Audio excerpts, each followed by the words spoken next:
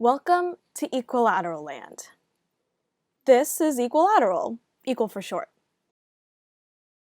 Although Equal may look small in size, he is essentially the Messiah for the third dimension, the land you see before you today.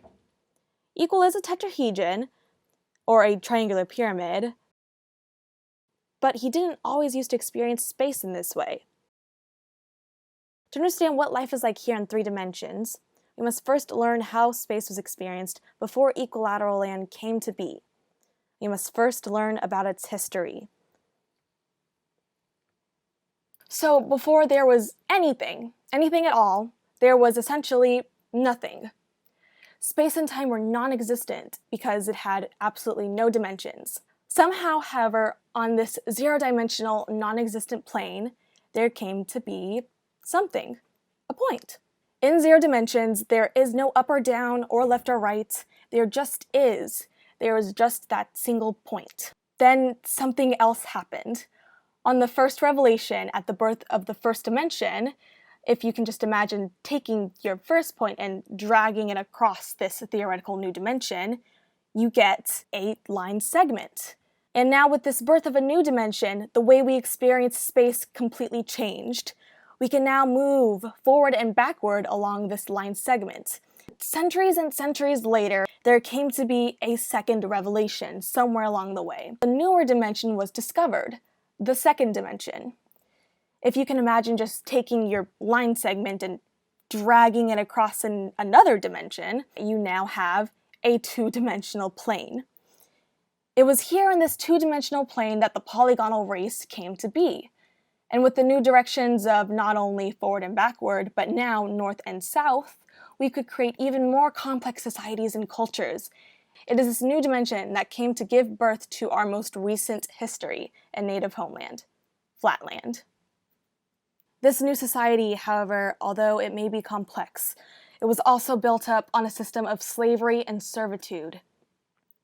Each figure was assigned a different status from their birth based on the number of sides that they had and the degree of their angles. So basically, in your lower class, you had triangles such as this, this, and this, and in your middle class, you had figures such as squares, or maybe squares that looked a little bit like this, and in your upper middle class, you had hexagons and pentagons and octagons. And then eventually, in your untouchably rich and super powerful, you had circles. These were basically your almighty and holy rulers. Oh, and women in this land? Just a line. So how did these figures and shapes see in Flatland? All they saw were lines, or just one line of plane. For example, the darker, more saturated points are going to be closer to you than the less saturated, more faded colors. And you can kind of tell where points are or where edges are, and you can differentiate what is a square from what is a triangle and a circle based on those shadings.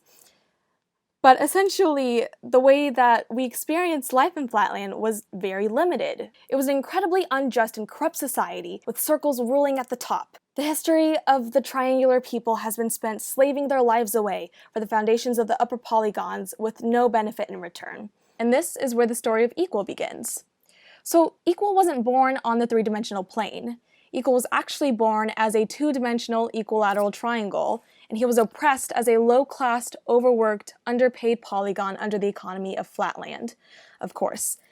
Equal knew better than most when it comes to how corrupt and evil the system of circular rule was, and later he became an activist for the Try Lives Matter movement. Equal always advocated for equal rights amongst all 2D polygons and figures alike, and not just the untouchably rich and powerful. Little did Equal know, however, that he would eventually start the next great revolution, becoming the Messiah for the 3rd dimension and creator of the new world. So how did this happen? How did he transform the way we experience space forever? Well, basically, Equal created the 3rd dimension by literally joining himself with his other activists in a new direction, up. They literally rose up together. For the first time in history of ever, Equal experienced life on a totally new, completely different plane and saw life from an enlightened perspective. Although at this point, Equal could have easily ruled the world if he had wanted to. Instead, Equal decided to allow entry into this vastly complex and infinite world of three-dimensionality by urging all polygons from every class to come together into shapes called polyhedra.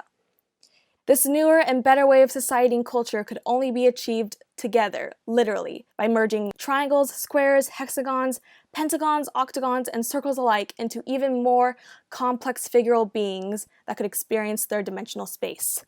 This was the new way of life under the guidance of Equal, one that he would come to govern equally amongst all polyhedra.